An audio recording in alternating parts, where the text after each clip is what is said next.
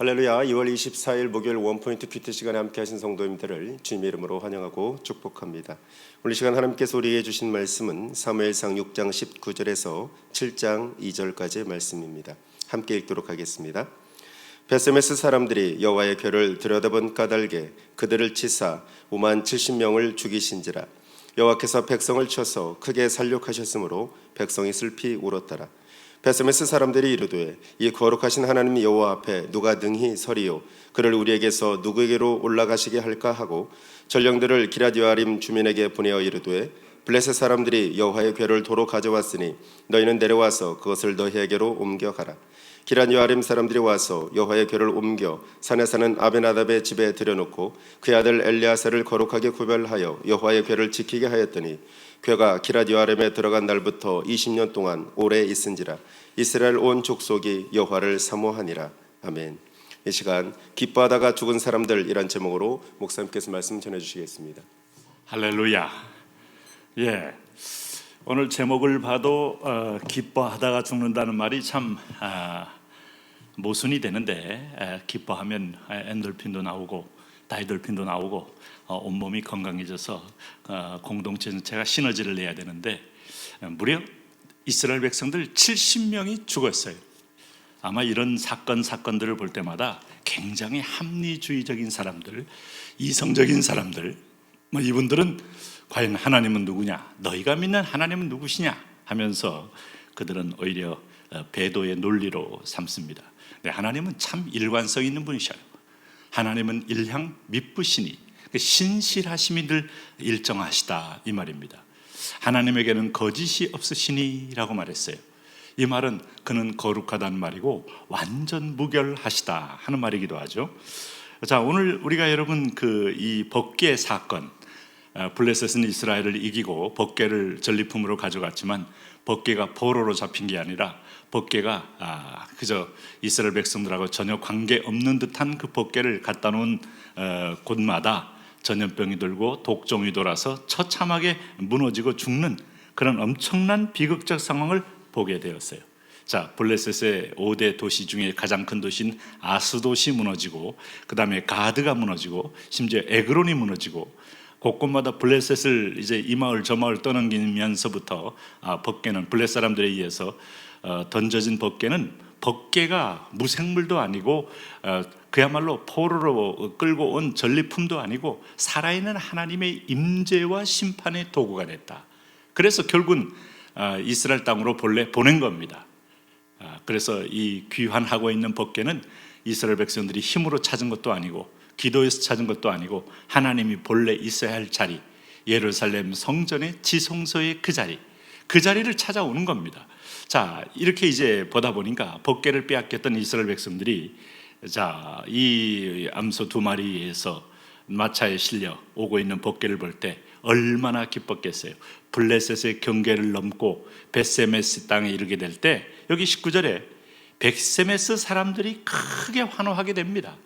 그래서 우르 사람들이 모여서 여호와의 궤를 들여다본 까닭에, 그들 흥분과 어떤 면에서 보면 여호와의 영광이 떠나갔다고 말하는 이가봇된 상황에서 법궤가 돌아왔을 때 하나님의 영광이 찾아왔다, 하나님의 임재가 다시 우리에게 있도다 라고 하면서 너도 나도 달라들어서 기쁘게 법궤를 들여다본 까닭에 그들을 치사 70명을 죽이신지라, 이렇게 나온 거예요.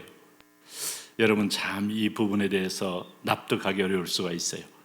그런데 여호와께서 백성을 쳐서 크게 살육하셨으므로 백성이 슬피 울었더라. 축제의 날은 그야말로 장례식장이 돼버리고 애곡의 현장이 돼버린 것을 보게 됩니다. 자, 왜 이런 일이 벌어졌을까 하는 거예요. 그럴 때, 이것은 여러분, 우리가 먼저 배경 설명이 필요한데, 하나님의 법궤는 하나님의 임재의 상징이기도 해요.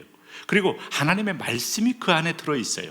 모세가 받았던 2 돌판의 십계명과 아론의 쌍난 지팡이와, 이것은 굉장히 만나 일부분이 들어있습니다. 하나님이 너에게 주신 생명의 양식, 하나님은 말씀으로 존재한다 그랬어요. 물론 인격적으로 실제적으로 존재하지만 그분은 눈에 보이는 분이 아니고 영적 존재로 계시기에 말씀을 함으로 우리와 가까이 하고 말씀함으로 존재됨을 드러내시는데, 이 법궤는 하나님이 우리와 함께 하심의 상징이에요.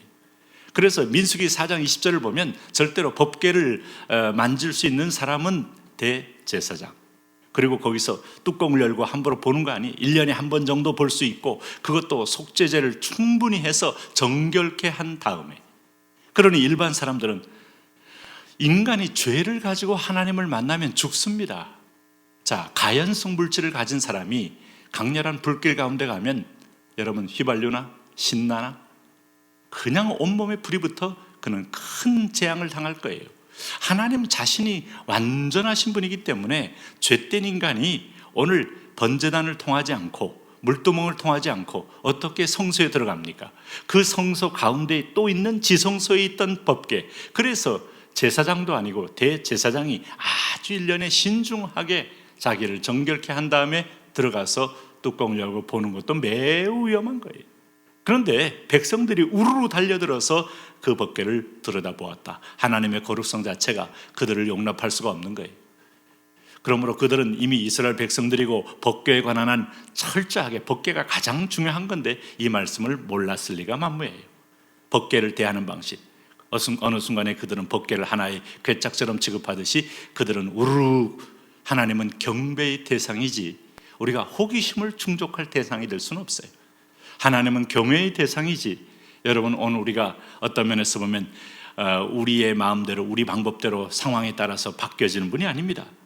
그래서 여기 보면 베세메 사람들이 그저 법궤 빼앗긴 다음에 체념과 한숨으로 살았을지는 모르지만 하나님의 법도를 잊어버린 것, 이게 막 치명적인 이 민족에 재앙을 주지 않았나. 20절 말씀 보면 이들의 반응은 블레 사람들의 반응과 별로 차이가 없어요. 베세메스 사람들이 이르되 이 거룩하신 하나님 여호와 앞에 누가 능히 서리요? 그를 우리에게서 누구에게로 올라가시게 할까? 이제 이것이 재앙이라 이겁니다. 여러분, 십자가가 믿지 않는 자에게는 저주요 심판이요 재앙입니다. 하나님의 아들 독생자를 그렇게 너를 위하여 전적인 희생을 했음에도 믿지 않는 그 완악함으로 인하여 반드시 지옥 가는 겁니다. 그러면 우리가 지옥 간 사람들의 죄는 뭐냐? 윤리적으로 남의 걸 훔쳤습니다, 간음했습니다, 아니면 남을 약탈했습니다. 아니, 그 정도 죄로 지옥 가는 게 아니고 오늘 하나님의 아들, 하나님의 전부를 그들은 거절한 죄, 이게 무서운 겁니다. 그래서 십자가는 모든 사람 앞에 은혜가 되는 게 아니에요. 어떤 사람은 확실한 지옥 갈 이유가 되는 거예요. 그러나 그를 믿는 자에게는 구원이 되고 영생이 되고 기쁨이 됩니다. 그러니 이 법궤를 하나님의 방법대로 경배하며 받았다면 하나님의 영광이, 이가봇된 영광이 다시 이 나라에 크게 임재했을 거예요. 근데 오늘 이 법궤가 이제 재앙 덩어리라고 생각하고 누구에게로 올라가시게 할까? 블레 사람들이 이렇게 돌리다가 온 나라가 망했잖아요. 네? 아스곳이나 가사나 에글론이나. 자, 그렇게 했을 때 여기 21절에 전령들을 기랏 여아림 주민에게 보내어 이르되 블레 사람들이 여호와에게로 도로 가져왔으니 너희는 내려와서 그것을 너희에게로 옮겨가라. 기랏 여아림 사람들은 뚜껑 열고 보지 않았기 때문에 그냥 축복이 임한 겁니다. 이게 참 축복이 뭔지, 우리가 하나님 대하는 태도, 법궤를 홈리와 비나스가 부적처럼 여겼다가 자기도 죽고 법궤도 빼앗겼죠. 하나님의 성경은 부적이 아니에요. 하나님의 교회는 부적이 아니에요. 그 안에 임하는 하나님의 임재의 말씀, 오늘 그 이 말씀이 내 안에 들어오고 내가 순종할 때 기가 막힌 은혜와 축복이 되는 겁니다. 그 메시지를 주님은 지금 선명히 보여주는 거예요. 오늘 7장 1절에서 기랏 여아림 사람들이 와서 여호와께를 옮겨 산에 사는 아비나답의 집에 들여놓고 그의 아들 엘리야사를 거룩하게 구별하여 여호와를 궤를 지키게 하였더니 이때부터 법궤를 대하는 태도에 대한 회복이 온 거예요. 오늘 이 베세메 사람들의 그 참상을 보면서 하나님의 임재, 하나님 자신, 하나님의 존영, 하나님이 이 땅에 거주하는 임마누엘의 상징에 대하여 우리가 어떻게 대해야 마땅한고 민수기 4장에서 얘기한 율법을 맞춰 말씀을 지키며 이들을 법궤를 지키게 했다는 거죠.